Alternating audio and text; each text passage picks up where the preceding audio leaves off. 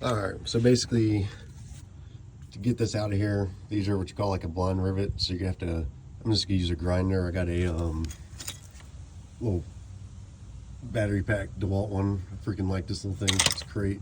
You can just use regular cord or whatever means you want to do to try to cut this metal off. Basically, you gotta grind this down and then you punch it out, and I'll show you all how to punch it. It's 4 bolts. Keep in mind, the gas tank is on the other side of this fuel rail. It's a new tank for me. I had a small pinhole leak, so I replaced it. But anyways, I basically just put some wet rags up, and then this is actually a little aluminum sign I just bent, just to kind of be like a spark deflector from the grinds. Just trying to be a little safer if possible. But always have a backup plan: fire extinguisher, wear your fucking hearing protection, and protect your eyes too, guys. Anyways, put a little PB blast on this because I'm gonna break this. I gotta take this bolt out anyways. We're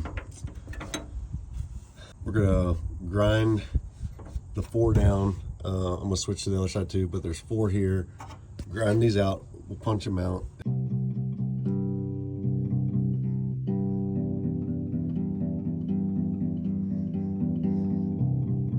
So I'm just gonna show you on this one, but see, this is what it looked like before. Grind it down smooth. See that little ghost ring of it. But I'm gonna go ahead and continue to grind on the other 4. Get rid of those, but just remember, you know, your fuel tank's there, info which way your spark's going, and like I said, I stuck some wet rags up above it on the tank, which might be overkill, but hey, I love the fucking truck. Hammer, I got my little 3-pound mini sledge, and I whacked on them. Basically, this one's loose now, so I'm gonna work my way around. I had better clearance working the bottom side, so I'm gonna get these loose. We're gonna get rid of this, take this whole mount out, and then we'll just punch all the remainder rivet part through with the hammer. It's a little easier without this crap in your way. All right, yeah, so basically I got this one loose, that one loose. Now that they're all loose, this last one come off a little easier. So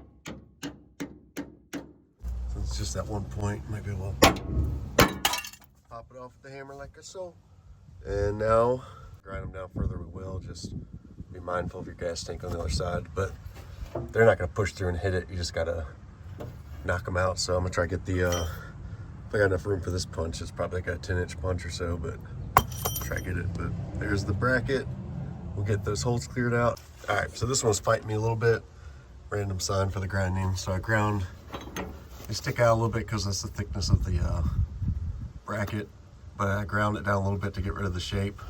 And I just used a 3/8 extension, and you can see knocked out the old one.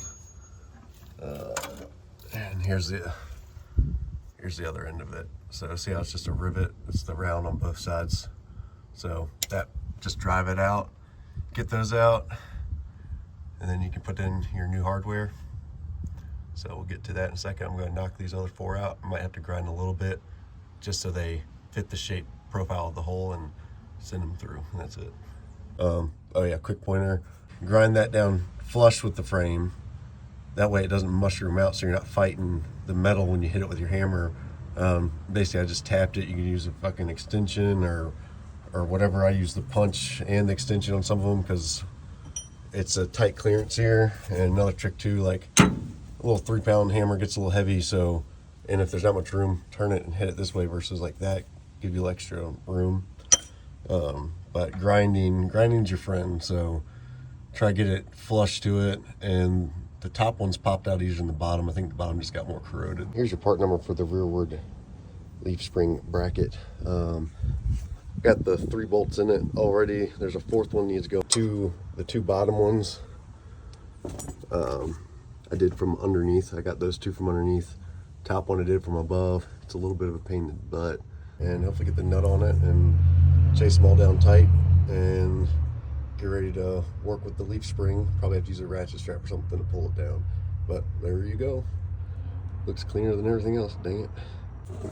All right, so I got all those bolts tightened up. I couldn't get to the last one yet because this is in my way. So I will get to that one once I just get this seated. So I do have a hitch on mine. Most of you guys probably do. I do have my heavier duty ratchet strap. And you can see I almost got it lined up, so that's how I'm pulling the leaf spring back in. I got it jacked up, jack stands and chalk blocks on the front. You gotta be safe with this shit. Don't want any of y'all getting hurt. Basically, I'm gonna get it ratcheted in, get that lined up, get that bolt through it, tighten that sucker up, and I'll come back and I'll get that last one tightened. I'm probably gonna have to do it by hand because I don't think I'm gonna have enough clearance to get through to it with my impact, unfortunately, even with the swivel bit. So basically, I want to show y'all how I was doing that, and notice how I'm not using it against what I'm jacked at. I'm just using it just in the hitch, whatever you gotta do to make it work. Just be safe, and remember there's tension on that shit. So there you go. That actually went a lot easier. See, I pretty much got lined up. Now I'm gonna have to get my bolt wherever the hell I laid it. Just remember, grinding is better than not. Now it's getting started. I'm gonna tap it in, but I warn you to be careful with that because you don't want to fuck up your threads. I'm just gonna give it a little bit more tug there in the ratchet.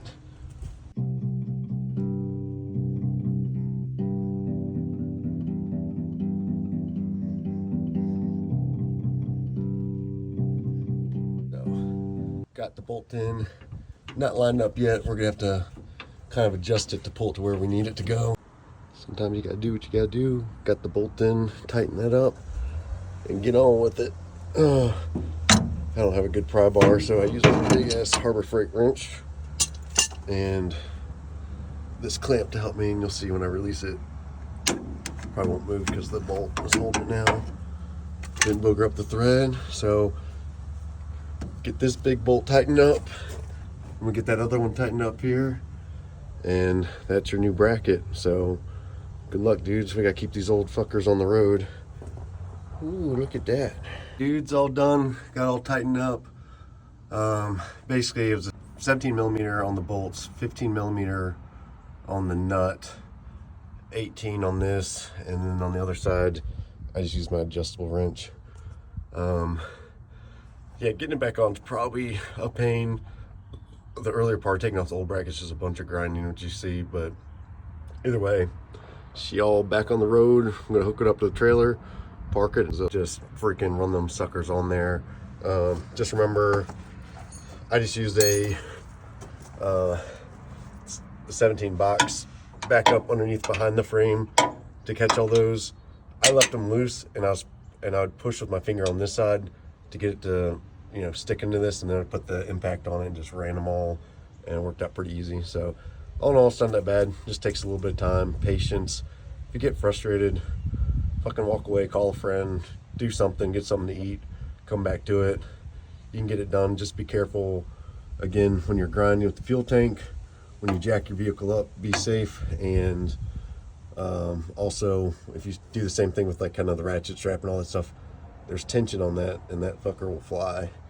And there's the smack from where it came off.